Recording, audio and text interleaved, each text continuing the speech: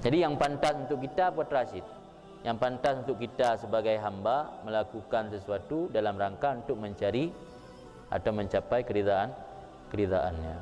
Adanya adab yang kelima terhadap orang arif, iaitu tinggai tuntut min haitsu huwa. Tarkut talab min haitsu huwa. Apa makna min haitsu huwa? Apa saja isi matlub baik dalam kitab Allah.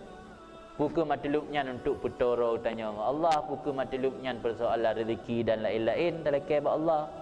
Apa yang namanya talab, baiklah ke tarkut talab min haitsu huwa kan.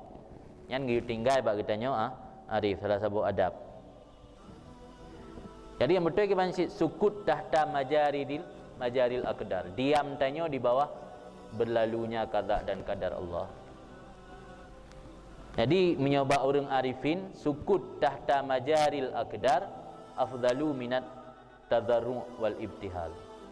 Orang yang katruk makam arif billah diam di bawah berlalunya qada dan qadar Allah lebih utama daripada berdoa. Seandainya hanjit han berdoa kiban nak pergalam. Apabila hanjit han mesti berdoa orang yang sebagai ibadat dan hikmah, bukan talaban lil kismah, bukan untuk meminta atau mencari bahagian. Bukan berdoa untuk mencari bahagian, berdoa untuk melaksanakan ibadat kan.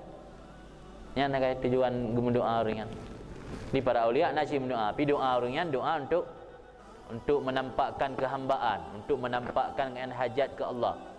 Kan talaban lil kismah, kan untuk cari bahagian. Kan berdoanya lagi ibarat orang tanya ya laki jatah. Kan untuk laki jatah berdoa karena tugas seorang hamba.